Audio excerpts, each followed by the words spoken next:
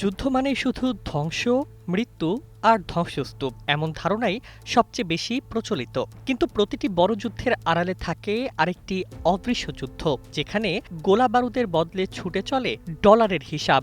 ইরানকে ঘিরে সাম্প্রতিক সংঘাতও তার ব্যতিক্রম নয়। যুদ্ধের ধাক্কায় যখন লাখো মানুষ অনিশ্চয়তায়, তখন কিছু খাতের প্রতিষ্ঠান রেকর্ড মুনাফা গুনছে।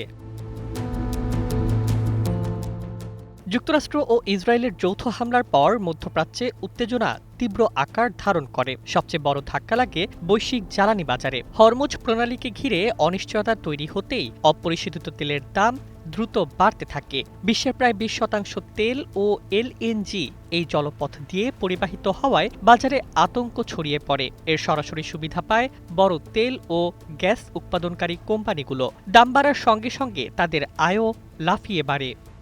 নোভা এলইডি টিভি, ঝকঝকে ছবি, নিখুঁত শব্দ, 5 বছরের ওয়ারেন্টি। নোভা মানি সঠিক মান, নিশ্চিত সেবা।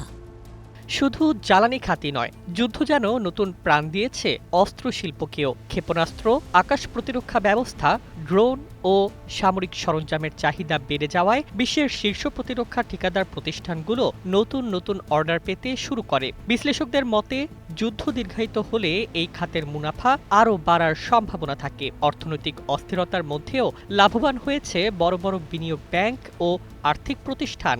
জ্বালানি ও পণ্য বাজারে দামের ব্যাপক ওঠানামার কারণে ট্রেন্ডিং কার্যক্রম বেড়ে যায়। সেই সুযোগে আর্থিক প্রতিষ্ঠানগুলো অতিরিক্ত আয় করতে সক্ষম হয়েছে বলে বিভিন্ন আন্তর্জাতিক বিশ্লেষণে উঠে এসেছে।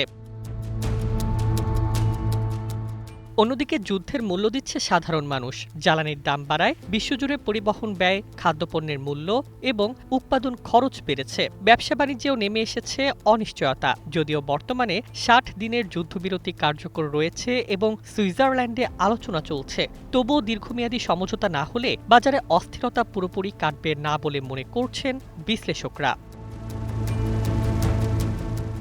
অর্থাৎ যুদ্ধের ধোঁয়া যখন আকাশ ঢেকে দেয়, তখন শুধু ক্ষয়ক্ষতির গল্পই লেখা হয় না, কোথাও কোথাও তৈরি হয় বিশাল ব্যবসার সুযোগও। আর সেই কারণেই ইরান সংঘাত আবারও মনে করিয়ে দিল, আধুনিক বিশ্বের অনেক যুদ্ধের আড়ালে কেবল ভূ রাজনীতি নয়, বিশাল অর্থনীতির খেলাও লুকিয়ে থাকে। News desk, 21 television.